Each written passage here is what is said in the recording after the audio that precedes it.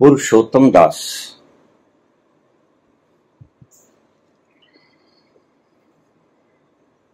एक श्लोक,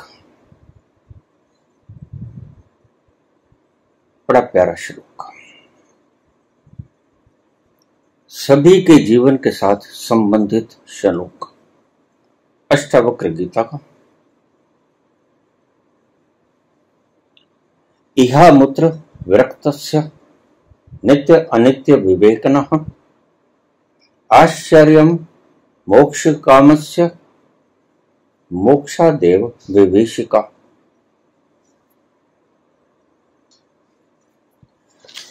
इसका प्रसंग सुनिए।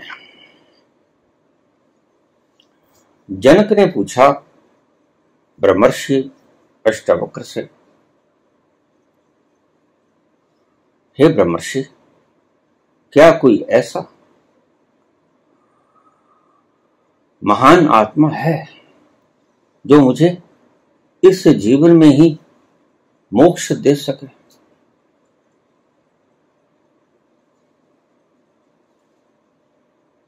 तो अष्टावक्र ने कहा, हाँ राजन, इस जन्म की बात तो छोड़ो, मैं एक पल में तुम्हें उस तल पर ले जाके खड़ा कर दूंगा जिसे मोक्ष कहते हैं।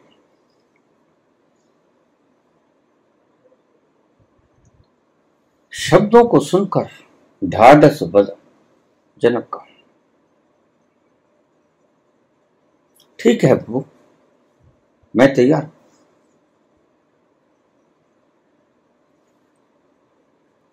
और अष्टावक्र शक्तिपात करते हैं जनक के ऊपर। बखूबी जानते हैं कि यह राजा है, सभी भोग भोग लिए,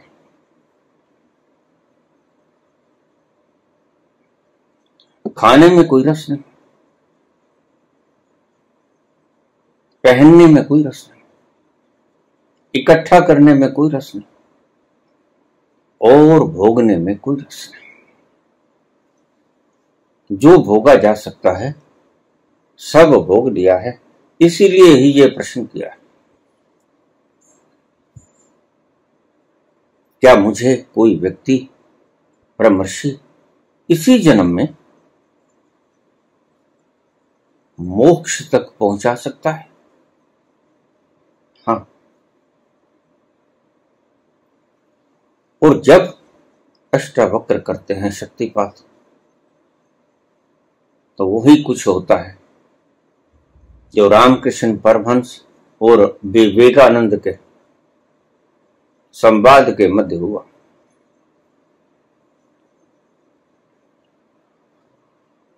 अपना हाथ रख दिया विवेकानंद के सिर पर, शक्तिपात किया और डर गया, कंप गया। शब्द कुछ ऐसे बोले, मेरे मां बाप भी हैं, मोह, चिपकाहट, इसी को ही तो छोड़ना होता है, मोक्ष के मुंह मुक्षु को। और यही बात आड़े आ गई। तो रामकृष्ण ने कहा, अच्छा तुम्हारे मां बाप भी हैं, तो फिर तुम बाहर आ जाओ। संत बड़ा अहिंसक होता है। तुम्हारी स्वतंत्रता का रत्ती राई भी छीनता नहीं, तुम्हें परम आजादी में छोड़ देता है। तुम जो चुनोगे वही मैं करूंगा। ऐसा ही अष्टावक्र ने किया और ऐसा ही जनक के साथ हुआ। अब ये उस वक्त के शब्द हैं जब अष्टावक्र ने शक्तिपात किया जनक के ऊपर। इहामुत्र विरक्तस्य नित्या अनित्य विवेकिनः आश्चर्यं मोक्ष कामस्य मोक्षादेव विभीषिका।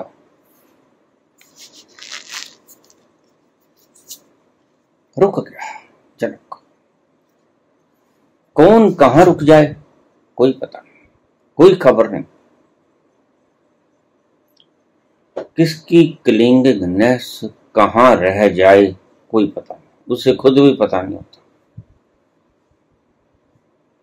गुरु को भी तब पता चलता है जब वह बोलता है, तो पता चलता है कि यहां क्लिंगनेस रह गई, यहां चिपकाहट रह गई।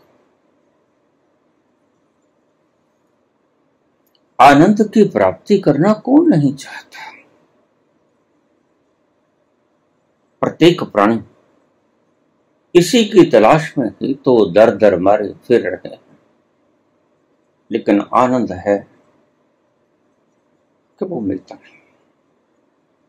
वह परम सुख है कि छिपता ही रहता है।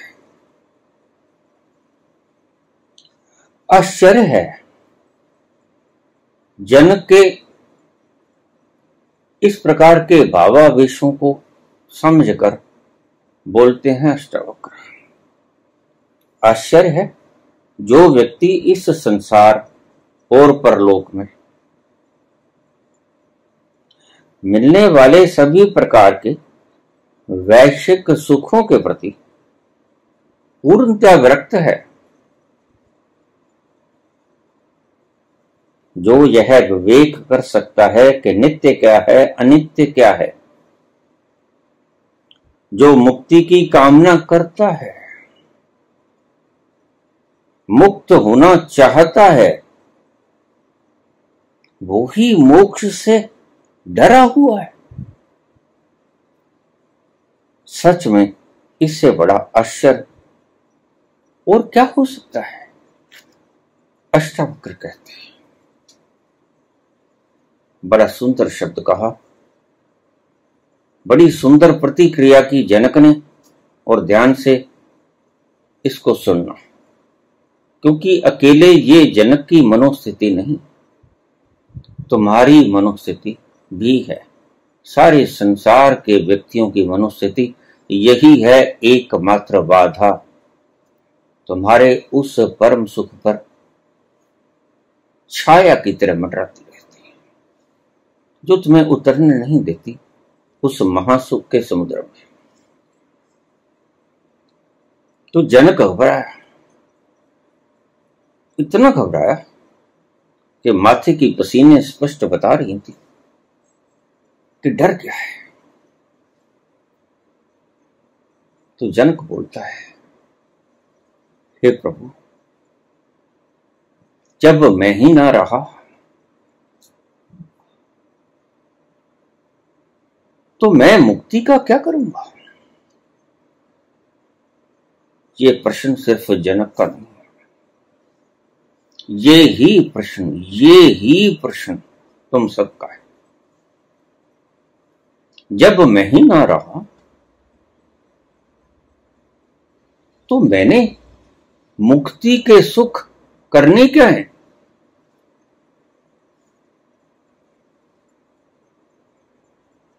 अष्टावक्र गुरु है, अष्टावक्र रुके नहीं। रामकृष्ण परमहंस अच्छी तरह से जानते हैं कि गरीब का बच्चा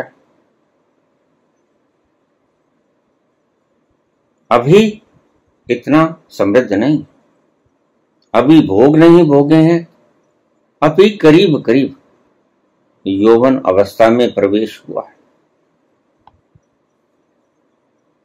इसका ये बोलना जायज है, लेकिन अष्टावक्र ये समझते हैं कि इसका ये बोलना जायज नहीं। मृत्यु से तो सभी डरते हैं, कौन नहीं डरता। जो छाती फुला के कह देता है कि मैं मृत्यु से नहीं डरता, वह मूर्ख है। वह जब बोलता है कि मैं मृत्यु से नहीं डरता,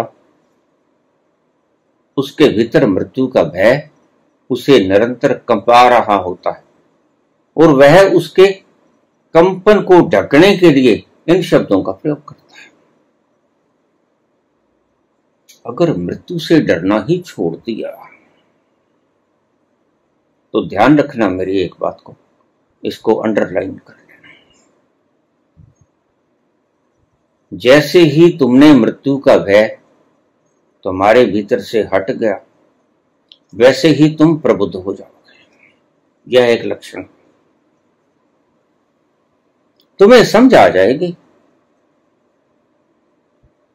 कि मृत्यु होती किसे है। ये मृत्यु का भय ही तो है। सभी चीजों को त्याग सकते हो तुम।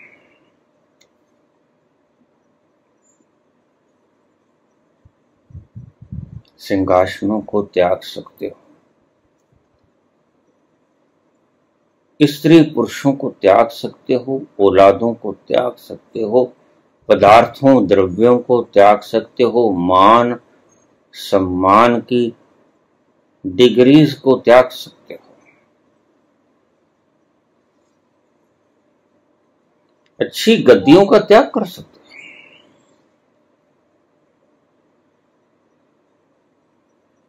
लेकिन यहां जनक सब भोगे हुए हैं और सब कुछ उनके पास।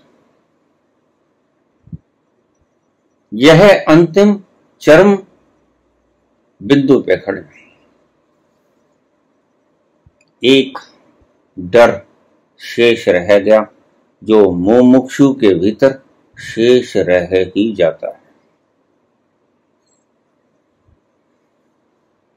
तुम बड़े आराम से कह देते हो मेरे भिक्षा पत्र में डाल दो, लेकिन गुरु तुम्हारे भिक्षा पत्र में डालता है, उसे पता है वही होगा जो विवेकानंद ने किया, और वही हुआ जो जनक ने बोला। जनक जैसे प्रज्ञावान पुरुष सब कुछ भोगने के उपरांत कुछ भोगना शेष न रहा, सब कुछ बलिदान कर सकता है, सब कुछ त्याग कर सकता है, छोड़ सकता है, लेकिन एक चीज नहीं छोड़ सकता। और अगर उसने वो छोड़ दिया तो फिर चाहे सभी कुछ पकड़े रखे, कोई बात नहीं। क्या है वो चीज? तुम कामना तो कर लेते हो मुक्ति की। कौन ऐसा है जो मेरे सामने आकर ये बात ना कहता हो कि मुझे मुक्ति चाहिए, संसार दुख है? तो मैं पूछता हूं, अगर सुख होता तो?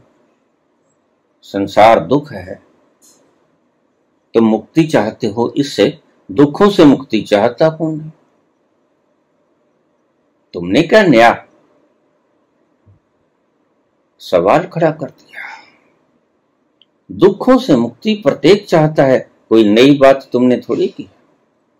तो मैं पूछता हूं कि तुम मुक्ति चाहते हो? संसार बहुत दुख है। तो मैं पूछता हूं कि संसार अगर सुख होता तो भी तुम मुक्त होना चाहते? तो वो मूक हो जाते हैं, जीवा तालुए के साथ लग जाती है। कोई जवाब नहीं आता, लेकिन जवाब मुझे पता है। मैं तो उनका असली अस्तित्व दिखाना चाहता हूं उन्हें कि तुम्हारी मुमुक्षा असली है कि नकली। फिर वो ईमानदारी से बोलते हैं, प्रभु अगर संसार महासुख होता तो फिर तो इसको नहीं, फिर इनको त्यागना नहीं चाहता, फिर मुक्ति की कामना उड़न छू हो जाती।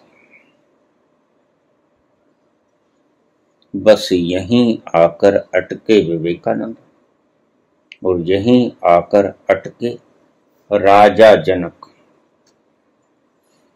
लेकिन फर्क कहां पड़ा दोनों गुरुओं में? फर्क पड़ा, रामकृष्ण भली भांति जानते थे कि अभी इसने भोगा नहीं। इस कच्चे कच्चे को उस स्थान पर धक्का दे देना, हिंसा होगी। तो एक आग जला दूं, इस घास फूस के भीतर एक चिंगारी छोड़ दूं, किस दिन ये चिंगारी भगते भगते भगते आग बन जाएगी और यह मुक्त हो जाएगा। तो रामकृष्ण ने कहा, अच्छा तुम्हारे मां बाप भी हैं तो बाहर आ जाओ।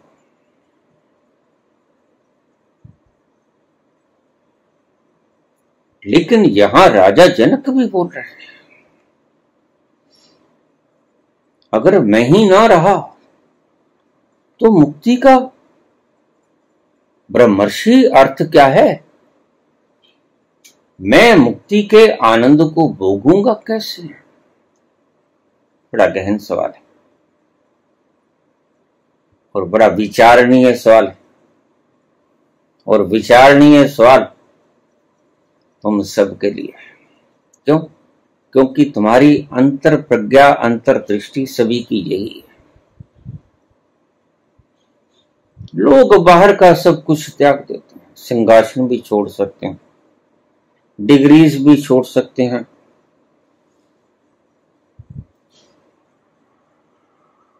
अपने साधन भी छोड़ सकते हैं जो बड़ी मुश्किलात से उन्होंने एकत्रित किए थे, मान सम्मान भी छोड़ सकते हैं, घर परिवार पुत्र पत्नी सब छोड़ सकते हैं।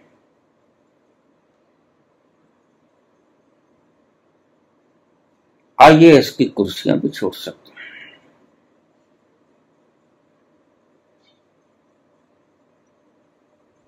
लेकिन एक चीज को नहीं छोड़ सकते।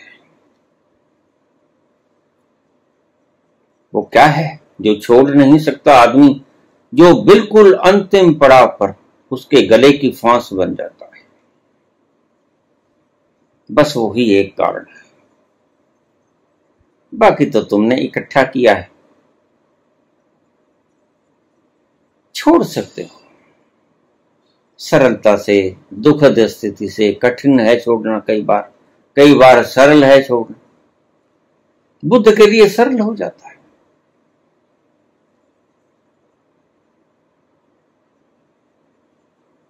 लेकिन बुद्ध भी अगर इस स्थिति में होते तो बुद्ध भी चिल्लाते, बुद्ध भी कहते कि नहीं प्रभु, ये तो मैं ना छोड़ पाऊंगा,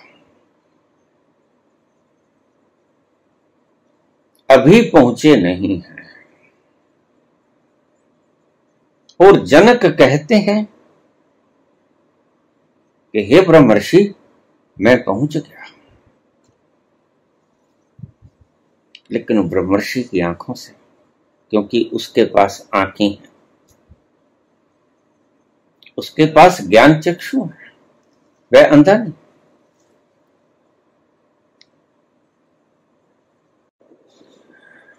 मुक्ति की कामना करना बहुत आसान है,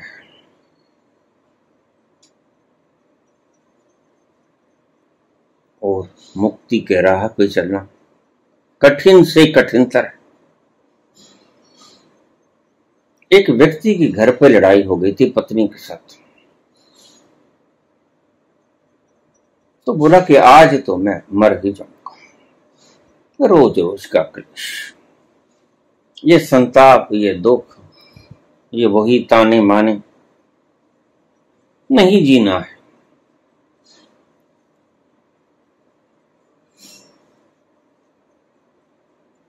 फोन लगाया, आज तो गाड़ी के नीचे आ ही जाऊंगा। बस चला, फोन लगाया, स्टेशन मास्टर से, फला गाड़ी कितने बजे आ रही है? उसने कहा 3 घंटे लेट है। तो घर वाले से बोला, ऐसे कर 4 परोठे अपना था। क्या मरने चले हो, परोंठों का क्या करोगे? अरे गाड़ी 3 घंटे लेट है, खाऊंगा क्या? बस तुम्हारी मुक्ति की कामना ऐसे ही कामना। गाड़ी 3 घंटे लेट है, भूख नहीं लगेगी क्या? जो मुक्त ही होना चाहता है वो भूख की परवाह करेगा कैसे? क्यों?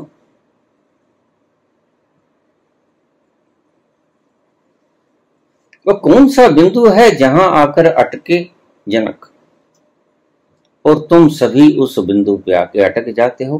कितने ही बड़े योद्धा क्यों ना, योद्धा तलवार उठा सकता है, योद्धा रण क्षेत्र में जीत सकता है। एक व्यक्ति 1000 व्यक्तियों को मार सकता है, कत्ल कर सकता है, लेकिन वो वीर नहीं था। तो वीर कौन होता है? यहीं जनक फंस गया और यहीं तुम सभी लोग फंसे हुए हो। मुझे कह तो देते हो बाबा, ऐसी कौन सी कमी? मेरा पात्र तो बिल्कुल साफ हो गया, अब इसमें अमृत डाल क्यों नहीं देते?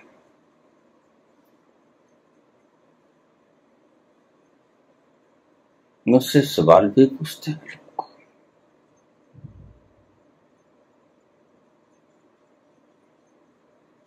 मुझे निरुत्तर करने की चेष्टा भी करते हैं।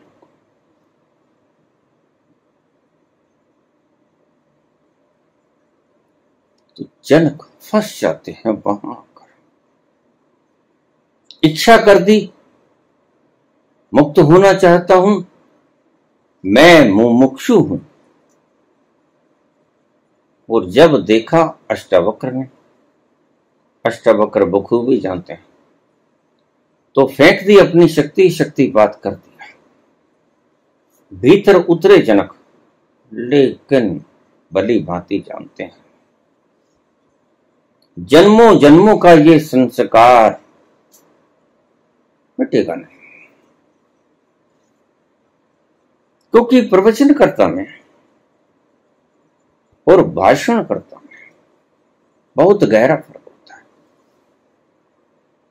भाषण करता शास्त्रों में लिखे गए काले अक्षरों को पढ़कर बांचकर तुम्हें बताता है, और प्रवचन करता उस स्थान पर उतरकर वहां का आपको लाइव कमेंटर करता है, जीवंत कमेंटर। क्या चल रहा है, क्या देख रहा हूं मैं? ऐसा ही जनक भी लाइव कमेंट्री करते थे इससे पहले। आहा, कैसा वातावरण है, आनंद से भरा हुआ, शीतलता से ओत प्रोत, अशांति का नामो निशान नहीं, दूर दूर तलक। मैं कहां हूं पता ही नहीं चलता। परम सुगंधी की नृत्यता के भीतर मैं आनंद मगन कुमारी में मतमस्त। मैं वहां पहुंच गया हूं प्रभु, जहां आज तक किसी पदार्थ ने मुझे पहुंचाया नहीं। ऐसा वर्णन करते हैं, लेकिन आगे चलते चलते चलते चलते यहां उलझ जाते हैं। ये शब्द बोलते हैं उलझे उलझे से। प्रभु, अगर मैं ही ना रहा तो मुक्ति का अर्थ रह क्या जाता है? और मैं बार बार कहता हूं, यह सिर्फ जनक का ही प्रश्न है, यह सिर्फ विवेकानंद का ही प्रश्न नहीं, यह प्रश्न प्रत्येक प्राणी का है जो इस धरा पर है। क्या है वो चीज? खो जाने का डर। मैं ही मिट गया, तो मोक्ष का आनंद उठाएगा कौन? तर्क की दृष्टि से बात ठीक भी लगती है, लेकिन ठीक है नहीं। बूंद का ये तर्क बिल्कुल ठीक है। अगर मैंने अपने आप को सुपुर्दे समुद्र कर दिया, मैं विलीन हो गया समुद्र में, तो मेरा अस्तित्व तो खो जाएगा ना प्रभु। फिर मैंने ऐसे समुद्र से लेना क्या है? यह मन का आखिरी तर्क है, स्वयं को बचाने की आखिरी कोशिश या शरारत, कुछ भी कह सकता, आखिरी शरारत। अगर मैं ही ना बचा तो मुक्ति का आनंद क्या करूंगा? व्यर्थ है, बेकार है। जनक भी यही बोल गए।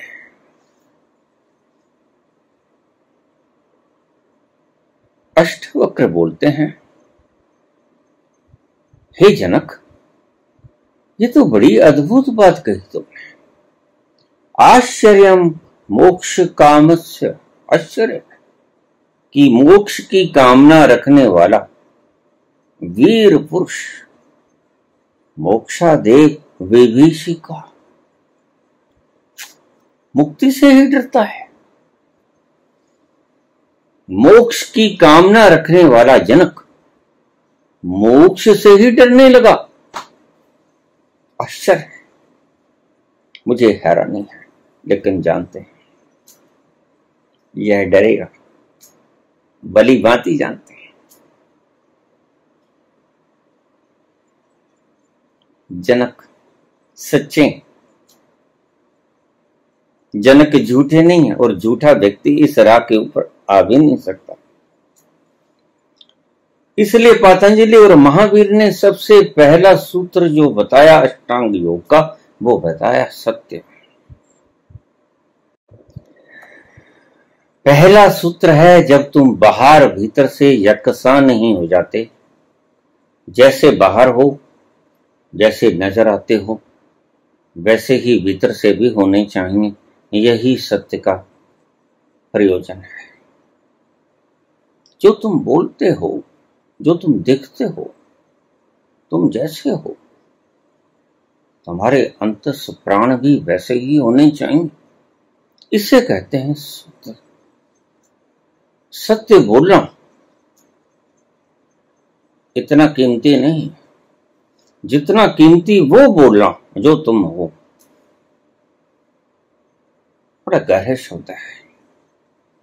सत्य बोलना इतना कीमती नहीं। अध्यात्म में जो तुम हो वैसे दिखो, इसकी कीमत ज्यादा है। बाहर भीतर से यकसा, एक साथ।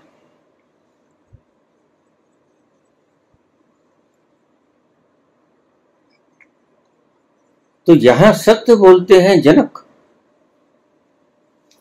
कि हे ब्रह्मर्षि, अगर मैं ही ना रहा, मैंने मुक्ति का करना क्या है? बूंद कहती है, अगर मैं ही खो गई अपना अस्तित्व, तो मैंने समुद्र से क्या लेना? ये तुम्हारी आखिरी से आखिरी रुकावट है, जो तुम्हारा मन शरारत करता है, अड़चन डालता है। इसलिए मन को सबसे बड़ा शत्रु कहा गया। क्यों? मन छोटे छोटे सुखों में तुम्हें उलझाए रहता है, और छोटे छोटे सुखों में मदारी की तरह अपना खेल दिखाता है। महत विराट सुख से तुम्हें वंचित किए रहता है। कितने जन्म हो गए, इस मन ने तुम्हें कहां नहीं उलझाया, इस मन ने तुम्हें कहां नहीं बहकाया। और तुम्हें मिला कभी कुछ है नहीं।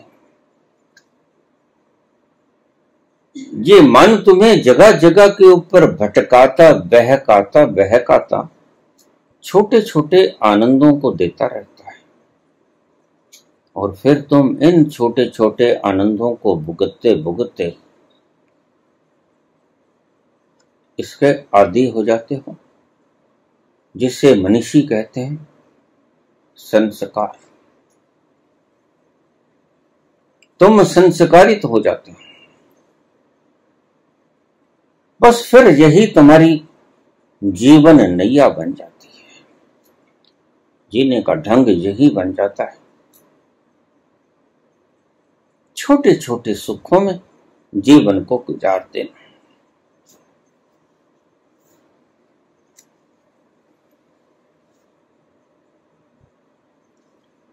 ये प्रश्न सबसे बड़ा प्रश्न है, तुम्हारे भी उठेगा। पहली बात तो कोई इस रास्ते पे चलता नहीं, इसलिए देखो ना, इस रास्ते पर बोलने वालों के पास आपको भीड़ ज्यादा नहीं मिलेगी। कोई बिरला बिरला व्यक्ति उस अज्ञात की खोज में चलता है। और बड़ी हैरानी की बात, संत को सबसे बड़ा हैरानगी आश्चर्य यही होता है। संत जब उसमें कूद जाता है तो पहली हैरानगी उसे यही होती है, आह इतना महान सुखद आश्चर्य, और अब तक मैं इससे रीता क्यों था, और क्यों इतनी दुनिया इस महान आनंद से रिक्त है, रीति है। ये बड़े से बड़ा आश्चर्य है भी, सत्य भी है। छोटे छोटे सुखों को, या ये समझो कि तुम कंकड़ पत्थरों को मुट्ठी में बांधे बांधे जीवन गुजार देते हो, यही हैं हीरो से भी बेशकीमती। यही आश्चर्य होता है। तभी कबीर कहते हैं, एक अजूबा हमने देखा, आश्चर्य जल में रहकर मीन है प्यासी। मीन पानी पानी की पुकार करती है और जल में है।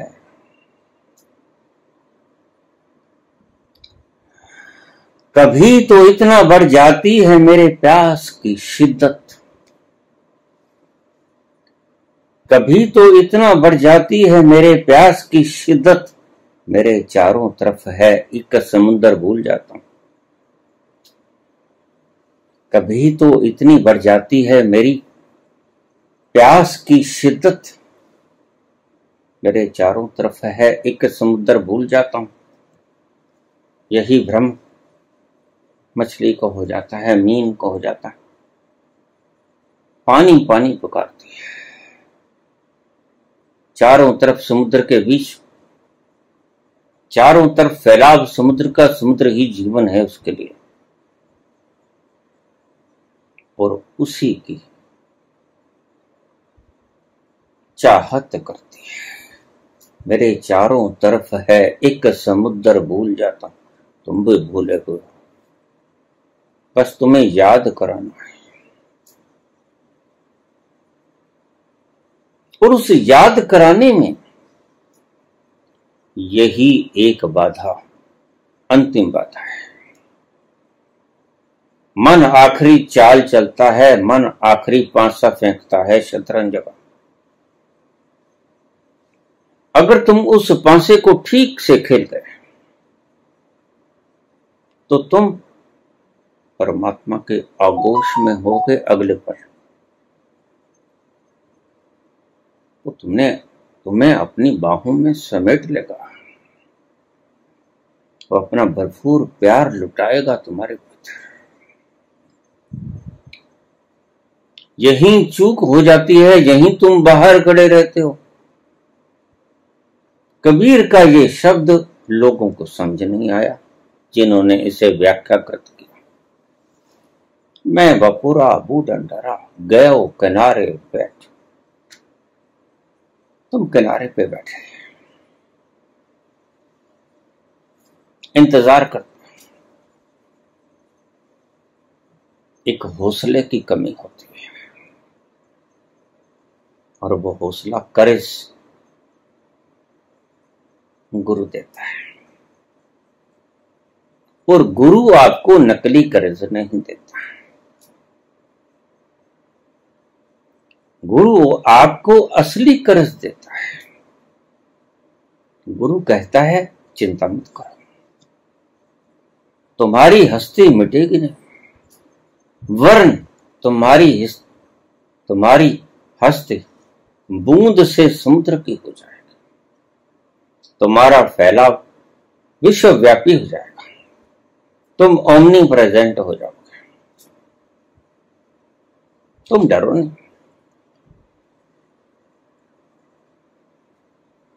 मैं इन्हीं रस्तों से गुजरा हुआ खिलाड़ी, मैं वो राहगीर हूं जिसने तुम्हारी सभी गलियां कूचे खंगाल लिए। मैं भी कभी डरा था।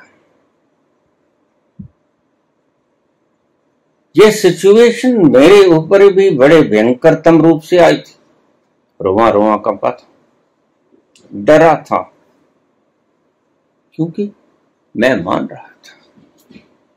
आज तक मैं संस्कारित था इसी शब्दों से कि मैं देह हूं, मर जाऊंगा, मेरी भावनाएं बिखर जाएंगी, मेरे विचार समाप्त हो जाएंगे, इतनी मेहनत से इकट्ठी की हुई मेरी सूचनाएं ध्वस्त हो जाएंगी।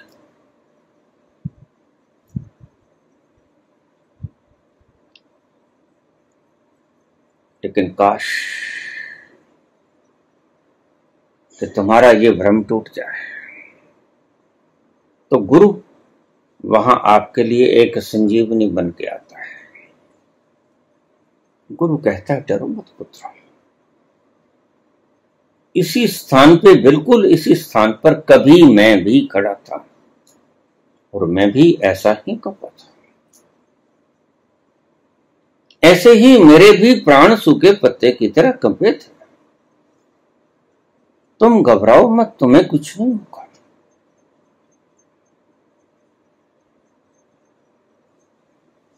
वह तुम में एक साहस प्रदान करता है। यही शब्द अगर तुम्हें कूदने में सहायक हो जाएं, तो गुरु का बताया सफल हो गया, गुरु मंत्र सही हो गया। मेरे पास अक्सर ये सवाल आ जाते हैं कि जिनके पास गुरु नहीं होता जिंदा, वो अगर ऐसे स्थान पर पहुंच जाते हैं तो उन्हें कर्ज कौन देगा?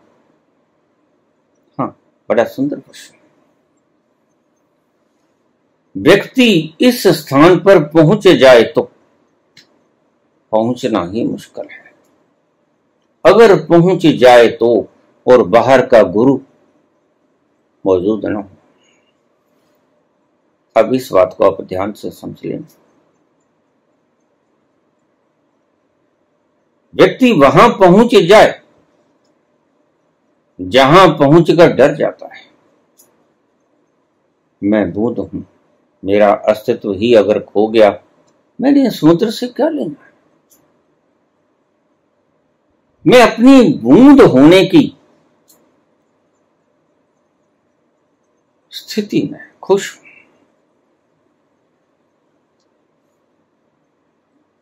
मुझे नहीं चाहिए मुक्ति मुक्ति।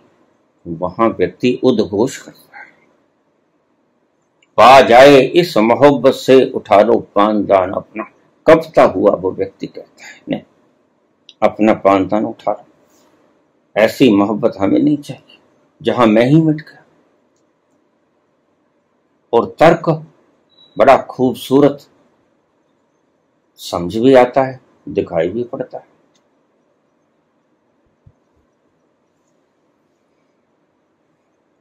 अगर उस स्थान पर, उस स्थिति में गुरु मौजूद नहीं है बाहर, दैहिक गुरु, तो व्यक्ति को प्रेरणा मिलेगी कैसे? क्या वो छूट जाएगा? नहीं छूटेगा।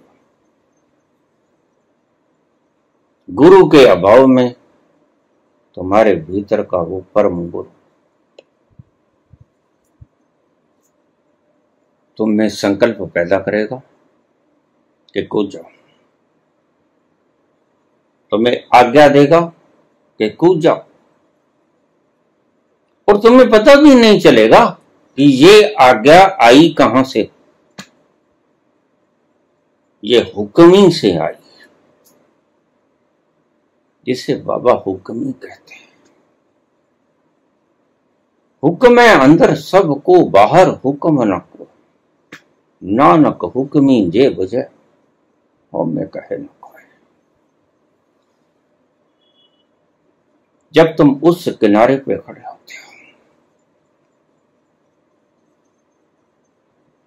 जहां तुम्हें कोई आस पास, कोई जरिया, कोई प्रेरणा स्रोत नजर नहीं आता, तो घबराना मत।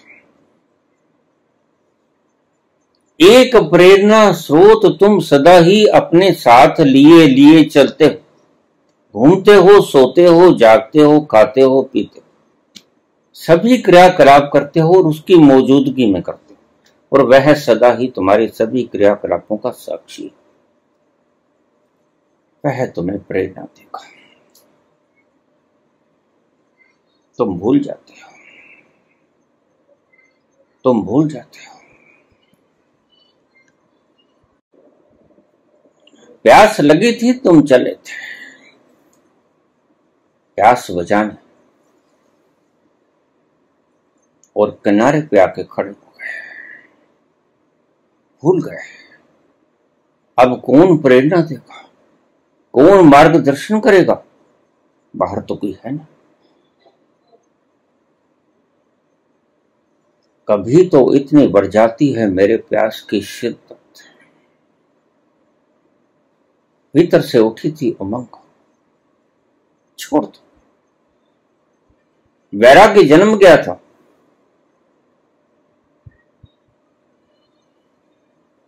मेरे चारों तरफ है एक समुद्र, भूल जाता हूं। बस ये तुम भूल जाते हो कि बाहर का दैहिक गुरु ही तुम्हें इशारा करेगा कि तुम कूद जाओ, मैं तुम्हारे साथ। अगर वह मौजूद न हो तो ध्यान रखना, अगर तुम उस किनारे पे आ गए हो और चाहवान हो और कंप रहे हो, थर थर कंप रहे हो सूखे पत्ते की तरह, हर व्यक्ति कंपता है, ध्यान रखना। वहां कोई वीर नहीं होता, मृत्यु के आगे कौन वीर होता है? प्रत्येक प्राणी जीवन से इतना चिपटा रहता है कि उसका विपरीत बर्दाश्त नहीं कर सकता। तुम जीवेषणा से इतने चिपटे चिपटे रहते हो कि मौत को सामने देखकर थर्रा जाते हो।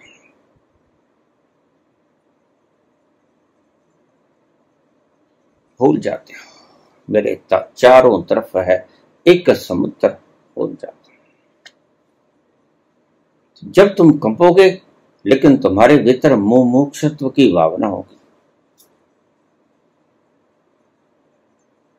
और कोई तुम्हारा प्रेरणा स्रोत ना होगा, तो वह प्रेरणा स्रोत बनकर तुम्हारे पास आएगा। तुम्हें भीतर से आवाज आएगी और तुम्हारे दिलो दिमाग पर छा जाएगी और तुम्हें चारों तरफ से घेर लेगी। कूद जाओ, कूद जाओ, फिक्र मत करो, मैं हूं।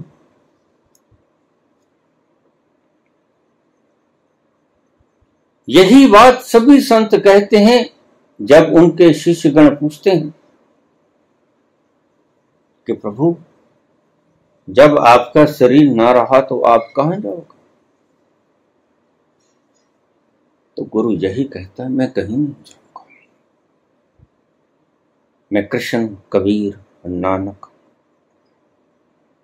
बुद्ध, महावीर, शंकर बनकर यहीं रहूंगा। इस मरहले पे आके तुम उसे कुछ भी नाम दे दो, कृष्ण कह दो, कबीर कह दो, नानक कह दो, बुद्ध कह दो, महावीर कह दो, बस वो एक समुद्र हो जाता है और समुद्र का कोई नाम नहीं होता, नाम बूंदों का होता है। जब तक वो बूंद रूप में विद्यमान थे तब तक उनका नाम था, लेकिन जब वो चले गए फिर भी तुम उनके नाम का प्रयोग करते हो। तुम्हारे अज्ञान की यही समझ आती है, वह परमात्मा हो जाता है। समुद्र की कोई जाति होती है, समुद्र का कोई धर्म होता है, समुद्र का कोई लिंग होता है? समुद्र तो बस समुद्र होता है। आनंद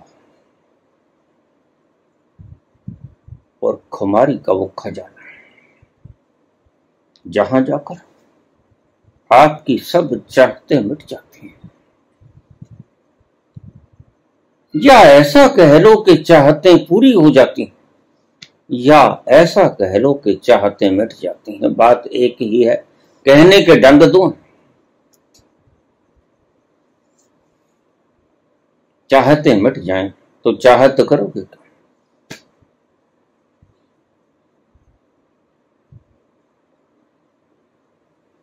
तो जब बाहर का गुरु ना मिले, शरीरधारी गुरु को नसीब ना हो, तो भीतर का वो परम पिता परमात्मा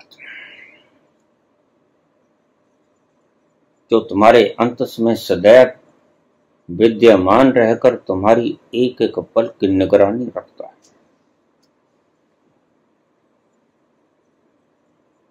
वह तुम्हें प्रेरणा देता है। किसी गुरु का इंतजार मत करो। बहुत से गुरु इस अंतिम बेला में तुम्हें उलझा देते हैं। मैं ही आऊंगा, मैं ही तुम्हें प्रेरणा दूंगा, लेकिन उन्हें पता नहीं कि अगर तुम नहीं होगे तो तुम्हारे भीतर भी जो गुरु बोल रहा है वह तो मेरे साथ होगा। वह सबके भीतर विद्यमान है।